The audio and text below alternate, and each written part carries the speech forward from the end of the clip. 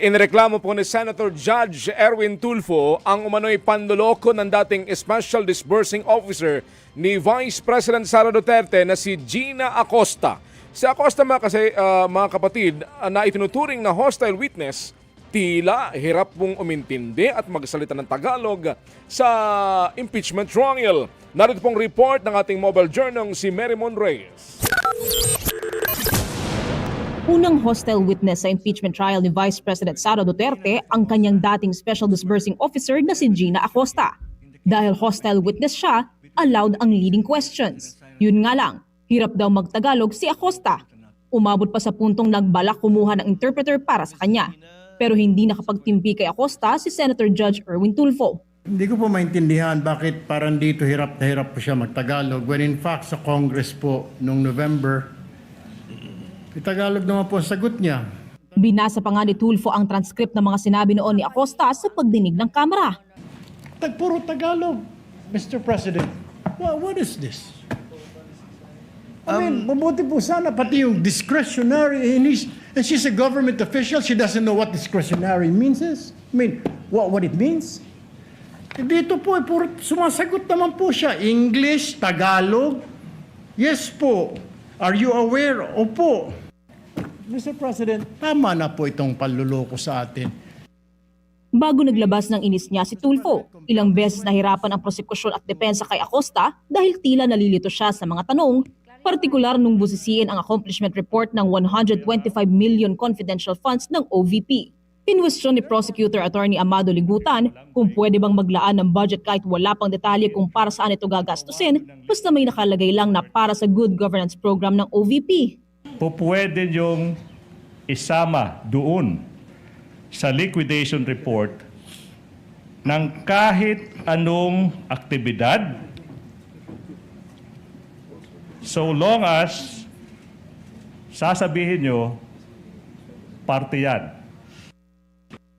Governance. Tama po ba? What's the basis? What's the objection? Your Honor. It's not counsel. In fact, I think that's one of the questions some of the senator judges will ask. Ma'am, naintindihan niyo po yung tanong? I can ask that in Ma'am Bisaya. Gina? Ma'am Gina, naintindihan niyo po yung tanong?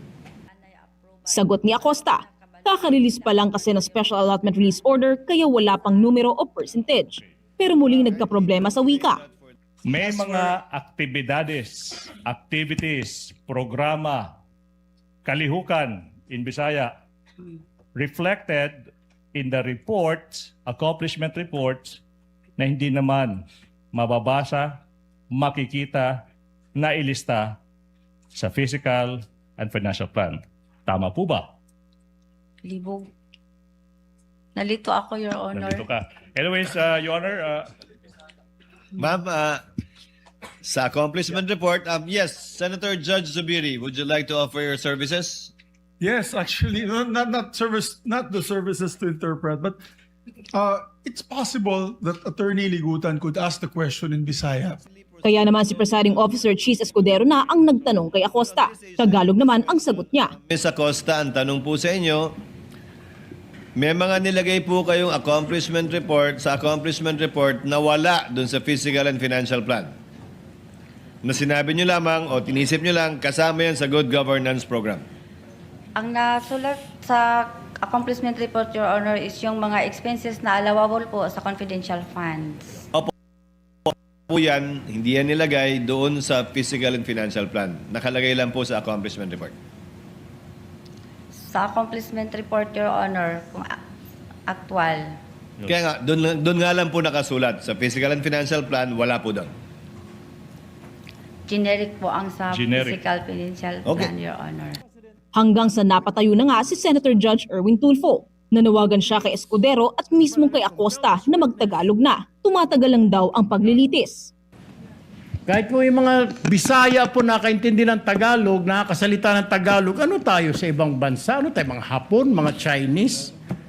I know, Miss Witness, you can understand Tagalog, you can speak Tagalog dahil nandito po ito.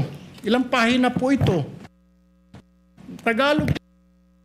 English po, sumasagot kayo. Tinatanong kayo ng English, sumasagot po kayo. Bakit ngayon parang hirap na hirap? kailangan i-translate sa Tagalog, sa Bisaya, sagot, Tagalog, Bisaya, Tagalog, Bisaya. Abot tayo ng isang taon dito, Mr. President. Nagbabalita mula sa frontline.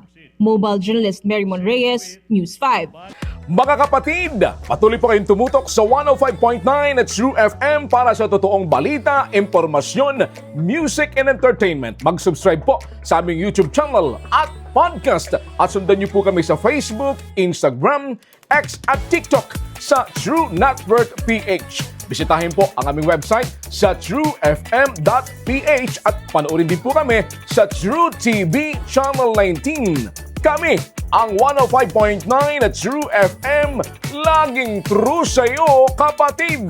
Tayo sa totoo, tunay at tapat.